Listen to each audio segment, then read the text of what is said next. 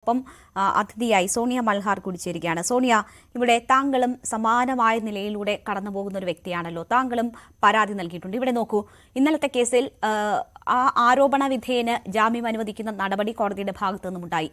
ഇതുവരെ പരിഗണിച്ച രണ്ട് കേസുകളിലും, രഞ്ജിത്തിന്റെ കേസിലും ഇന്നലത്തെ കേസുകളിലും മുൻകൂർ ജാമ്യം അവർക്ക് ലഭിക്കുന്ന സാഹചര്യമുണ്ടായി. നിവിൻ പോളിയുമായി ബന്ധപ്പെട്ട് ഉയർന്ന ആരോപണങ്ങൾ പരിശോധിച്ചാൽ നിവിൻ പോളി ഇപ്പോൾ DGPക്ക് പരാതി നൽകിയിരിക്കുകയാണ്.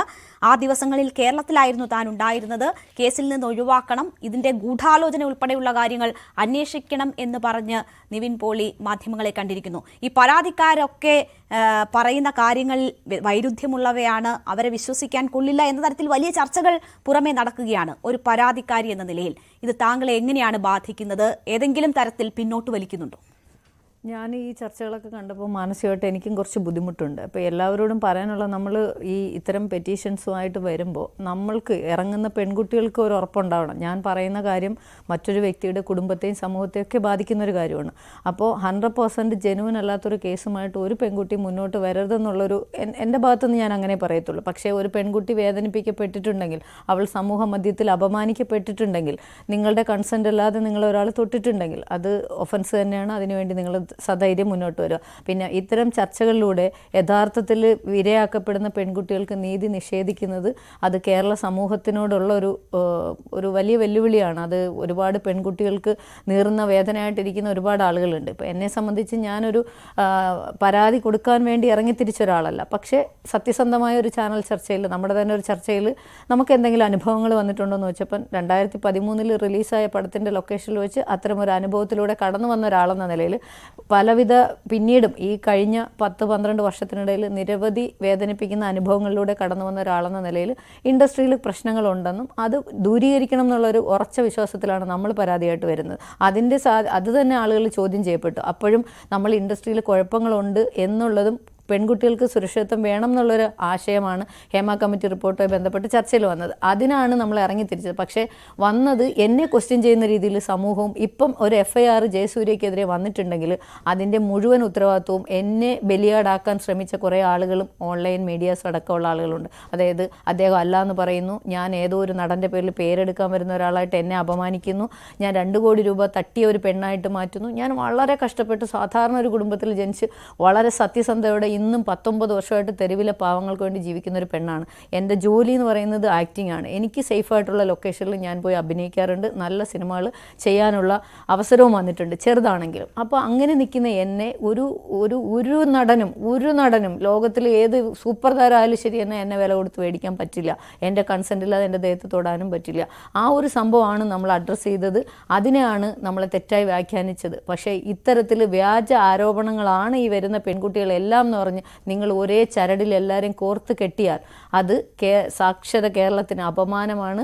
യഥാർത്ഥ വിഷയം അഡ്രസ്സ് ചെയ്യപ്പെടണം. അതിനുവേണ്ടി നിങ്ങൾ മാധ്യമങ്ങളും ശബ്ദമുയർത്തണം. സോണിയ, ഇതിപ്പോൾ നമ്മൾ ഈ മുൻകൂർ ജാമ്യാപേക്ഷ അനുവദിച്ചുകൊണ്ടുള്ള ആ ഓർഡർ വായിക്കുകയാണെങ്കിൽ അതിൽ പെറ്റീഷണർ കൊടുത്തിട്ടുള്ള നിരവധിയായിട്ടുള്ള തെളിവുകളുണ്ട്. അതിൽ ഈ പല കാര്യങ്ങളും പറയുന്നുണ്ട്.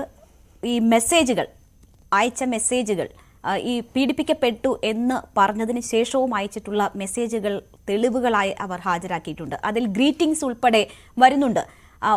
ഒരു വ്യക്തിയിൽ നിന്ന് മോശം അനുഭവം ഉണ്ടായിക്കഴിഞ്ഞാൽ പിന്നെ ഇതെങ്ങനെ സംഭവിക്കുന്നു എന്നൊരു ചോദ്യമാണ് അവിടെ എനിക്ക് തോന്നുന്നത്. ഈ കേസ് പരിഗണിക്കുന്നവരെ പോലും അത് വിഷമത്തിലാക്കുന്നുണ്ട്, അല്ലെങ്കിൽ അങ്ങനെ ചിന്തിപ്പിക്കുന്നുണ്ട്. ആ വാർത്തകൾ കേൾക്കുന്നവരും ആ രീതിയിൽ ചിന്തിക്കുമല്ലോ. താങ്കളുടെ കേസിലും ആരോപണ വിധേയനായ വ്യക്തിയുമായി ഒരു പോസ്റ്റ് സമൂഹ മാധ്യമത്തിൽ വന്നത് വലിയ രീതിയിൽ ചോദ്യം ചെയ്യുന്ന ഒരു സാഹചര്യമുണ്ടായി. ഇന്നലെ ഈ നിവിൻ പോളിയുമായി ബന്ധപ്പെട്ട കേസിൽ ആ പരാതിക്കാരി പറഞ്ഞ തീയതികളിൽ വൈരുദ്ധ്യമുണ്ട് എന്നത് ആണ് ചൂണ്ടിക്കാണിക്കപ്പെടുന്നത്. ആ പറഞ്ഞ ദിവസം നടൻ കേരളത്തിലുണ്ട് എന്നത് തെളിവ് സഹിതം മറ്റ് സഹപ്രവർത്തകർ ഉൾപ്പെടെ വന്ന് പറയുകയാണ്. അപ്പോൾ ഇന്ന് ഞാൻ ആ പരാതിക്കാരിയെ ബന്ധപ്പെടുമ്പോൾ അവർ പറയുന്നുണ്ട് അവർക്ക് കൃത്യമായ, അല്ലെങ്കിൽ നേരത്തെ തന്നെ അവർ പറയുന്നുണ്ട് അവർക്ക് കൃത്യമായ തീയതി ഓർമ്മയില്ല. അപ്പോൾ ചോദ്യങ്ങൾ ചാനലുകളുടെ ഭാഗത്തു നിന്നും മറ്റും വരുമ്പോൾ അവരൊരു തീയതി പറയുന്നതാണ്. പക്ഷേ അന്വേഷണ സംഘത്തെ അക്കാര്യങ്ങൾ ധരിപ്പിച്ചിട്ടുണ്ടെന്ന് അവർ പറയുന്നു. ഈ മുകേഷിന്റെ കേസുമായി ബന്ധപ്പെട്ടും പരാതിക്കാരി പല ചാനലുകളിൽ പലത് പറഞ്ഞു എന്ന തെളിവുൾപ്പെടെ കോടതിയിൽ ഹാജരാക്കപ്പെടുന്ന ഒരു സാഹചര്യമുണ്ട്. എങ്ങനെയാണ് ഈ വൈരുദ്ധ്യം, ഒരു സംഭവത്തെക്കുറിച്ച് 2-3 സാഹചര്യങ്ങളിൽ വിശദീകരിക്കുമ്പോൾ ഈ വൈരുദ്ധ്യം എങ്ങനെ വരുന്നു? തീർച്ചയായിട്ടും ഈ ഇരയാക്കപ്പെടുന്ന ആളുകൾക്ക് ഒരു മാനസികമായിട്ടുള്ളൊരു ബുദ്ധിമുട്ടുണ്ടാവും. ഈ പലതരത്തിലുള്ള ചോദ്യം വരുമ്പോൾ ചിലപ്പോൾ ഒരു ഡേറ്റിനും കാര്യങ്ങൾക്കൊക്കെ പതർച്ച ഉണ്ടാവാതിരിക്കുക, എല്ലാവരും അങ്ങനെ ആണെന്നല്ല. ഇപ്പോൾ എന്നെ സംബന്ധിച്ച് ഗ്രീറ്റിംഗ്സിൻ്റെ കാര്യത്തിലേക്ക് വരാം. അന്നത്തെ ദിവസം ജയസൂര്യ എന്നോട് മാപ്പ് പറഞ്ഞിരുന്നെങ്കിലും പിന്നീട് നമ്മൾ മാപ്പ് പറഞ്ഞിട്ട് എന്നെ ഒരു തരത്തിലും പിന്നീട് ബുദ്ധിമുട്ടിച്ചിട്ടില്ല എന്നുള്ള സത്യം തന്നെയാണ്. ഞാനൊരു സോഷ്യൽ വർക്കർ ആയതുകൊണ്ട് തന്നെ പല അവസരത്തിലും ഞങ്ങൾ ഒരുമിച്ച് വേദി പങ്കിട്ടിട്ടുണ്ട്. ഞാൻ ചെയ്യുന്ന സോഷ്യൽ സർവീസിന് സപ്പോർട്ട് ചെയ്യുന്നതുകൊണ്ട് ഞാൻ കാശ് വാങ്ങിയിട്ടില്ല കേട്ടോ, 1 രൂപയും. പക്ഷേ ഞാൻ പറയുന്ന പോസ്റ്റുകൾക്ക് ആ അക്കൗണ്ടിലേക്ക് പാവങ്ങളെ സഹായിക്കുന്നുണ്ട്. അതെനിക്ക് തീർച്ചയായിട്ടും അറിവുള്ള കാര്യമാണ്. അപ്പോൾ അങ്ങനെയുള്ള ഒരാളായതുകൊണ്ട് ഞാൻ ഗ്രീറ്റിംഗ്സ് ഒക്കെ ഇട്ടിട്ടുണ്ട് എന്നല്ലാതെ എൻ്റെ തന്ത ഒരു തെറ്റ് ചെയ്താലും വർഷങ്ങൾക്ക് ശേഷമായാലും എൻ്റെ തന്ത തെറ്റ് ചെയ്തിട്ടുണ്ട് എന്ന് എനിക്ക് ഓർമ്മപ്പെടുത്തും, എൻ്റെ മനസ്സിലുണ്ടാവും. അതുപോലെ തന്നെയാണ് എൻ്റെ സുഹൃത്തായ ജയസൂര്യ. അന്ന് ഞാൻ പേര് പറയാതെയാണ് പറയുന്നത്. അതായത് ഇൻഡസ്ട്രിയിൽ കുഴപ്പങ്ങളുണ്ടെന്നും ഇൻഡസ്ട്രിയിലുള്ള ചെറിയ കുഴപ്പങ്ങളെ ഒഴിവാക്കി നമ്മുടെ ചലച്ചിത്ര മേഖല നല്ല സത്യസന്ധമായ അല്ലെങ്കിൽ നല്ല വിജയിക്കുന്ന പടങ്ങളെടുത്ത് ഒരുപാട് പേരുടെ അന്നമാണ്. അങ്ങനെ പോകണമെന്നുള്ളൊരു ഉദ്ദേശത്തിലാണ് ചർച്ചയ്ക്ക് വരുന്നത്. പക്ഷേ തെറ്റ് ചെയ്തിട്ടില്ല എന്ന് അതിന് അർത്ഥമില്ല. എൻ്റെ സുഹൃത്തായതുകൊണ്ട് തെറ്റ് ചെയ്തിട്ടില്ല എന്ന് അർത്ഥമില്ല. ഞാൻ അവന് ഗ്രീറ്റിംഗ്സ് ഇട്ടു എന്നതിൻ്റെ അവൻ ചെയ്തിട്ടുള്ള തെറ്റല്ലാതാവില്ല. 2013 എൻ്റെ കൺസെൻറ്റ് ഇല്ലാതെ എന്നെ ഷൂട്ടിംഗ് ലൊക്കേഷനിൽ കടന്ന് പിടിച്ചു എന്നുള്ളത് അത് അദ്ദേഹത്തിനും അറിയാം. അല്ലെങ്കിൽ അദ്ദേഹം എനിക്കെതിരെ ഒരു കേസ് വരട്ടെ, അല്ലെങ്കിൽ അദ്ദേഹത്തിന് ഞാൻ വെല്ലുവിളിക്കുന്നു, അദ്ദേഹം അല്ലെങ്കിൽ നുണപരിശോധനയ്ക്ക് വിധേയമാകട്ടെ, ഏതിനും ഞാൻ തയ്യാറാണ്. കാരണം ചെയ്യാത്തൊരു കാര്യം ഞാൻ ചെയ്തെന്ന് പറയത്തില്ല. ഞാൻ എല്ലാ പെൺകുട്ടികളോടും പറയുന്നതാണ്, ഫെയിമിന് വേണ്ടിയിട്ടോ പൈസയ്ക്ക് വേണ്ടിയിട്ടോ ഏതെങ്കിലും പൊളിറ്റിക്കൽ കളിയുടെ ഭാഗമായിട്ടോ നിങ്ങളുടെ ജീവിതവും മറ്റൊരാളുടെ ജീവിതവും വെച്ച് കളിക്കരുത്. അതിനൊന്നും ഞാൻ ഒരു പെൺകുട്ടിക്കും കൂട്ട് നിൽക്കത്തില്ല. നമുക്ക് നിയമവ്യവസ്ഥ ഇന്ന് ഒരുപാട് സ്ത്രീകൾക്ക് അനുകൂലമാണ് എന്ന് വിചാരിച്ചിട്ട് ഈ സെക്ഷനൊക്കെ മിസ്യൂസ് ചെയ്യപ്പെടുന്ന രീതിയിലേക്ക് പോകരുത്. അതേപോലെ തന്നെ 2 പേരുടെ കൺസെൻറ്റോടെ നമുക്ക് ഒരുപാട് ബന്ധങ്ങളുണ്ടാവും, എല്ലാ സ്ത്രീ പുരുഷന്മാർക്കും ഉണ്ടാവും. അതിനെയൊക്കെ പിന്നീട് ഒരു പീഡനത്തിൻ്റെ പരിധിയിൽ കൊണ്ടുവന്നിട്ട് അവർക്കും ഉണ്ട്, നമ്മളെപ്പോലെ തന്നെ വേദന ഈ പുരുഷന്മാർക്കും ഉണ്ട്. ഞാനൊരു സ്ത്രീപക്ഷവാദിയൊന്നുമല്ല. നല്ല ആളുകൾ, നല്ല ചെക്കന്മാരൊക്കെ സഹായിച്ചിട്ട് തന്നെയാണ് എൻ്റെ ഇതുവരെയുള്ള പ്രവർത്തനങ്ങൾ മുന്നോട്ട് പോയിട്ടുള്ളത്. അവരോടെല്ലാം ഈ സമയത്ത് നന്ദിയുണ്ട്. എത്രയോ പ്രവാസികൾ, എത്രയോ നല്ല മനുഷ്യന്മാർ, എല്ലാ ഉദ്യോഗസ്ഥരും, എത്രയോ നല്ല ആളുകൾ നമുക്കുണ്ട്. പക്ഷേ അതെല്ലാം പുരുഷന്മാരെ അടച്ചാക്ഷേപിക്കുന്നില്ല. പക്ഷേ ചെറിയ ശതമാനം ചെയ്യുന്ന ചില വൃത്തികേടുകളാണ് ഞാൻ ചൂണ്ടിക്കാണിക്കാൻ ഉദ്ദേശിച്ചത്. ഇത്രയേ ഉള്ളൂ. സിനിമയിൽ ഈ കാസ്റ്റിംഗ് കോൾ ഇട്ട് ആളുകളെ വലവീശുക, പെണ്ണുങ്ങളെ ചാൻസ് കൊടുക്കുക എന്ന് പറഞ്ഞ് പീഡിപ്പിക്കുക, ഇങ്ങനെ ഒരുപാട് വൃത്തികേടുകൾ നടക്കുന്നുണ്ട്.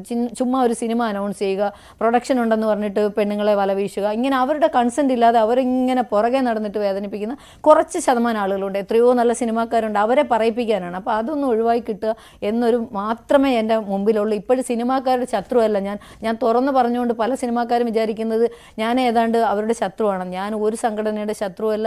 സിനിമ മേഖലയിൽ ഉണ്ടായിരിക്കുന്ന നമ്മുടെ സഹോദരങ്ങൾക്ക് ഉണ്ടായിരിക്കുന്ന അരക്ഷിതാവസ്ഥ മാറി നല്ല സിനിമകളിലൂടെ ഇപ്പോൾ ചലച്ചിത്ര മേഖലയ്ക്ക് ഉണ്ടായിരിക്കുന്ന കേട് തീർത്ത് മുന്നോട്ട് വരണം എന്നുള്ളൊരു അഭ്യർത്ഥന മാത്രമേ ഉള്ളൂ. ശരി.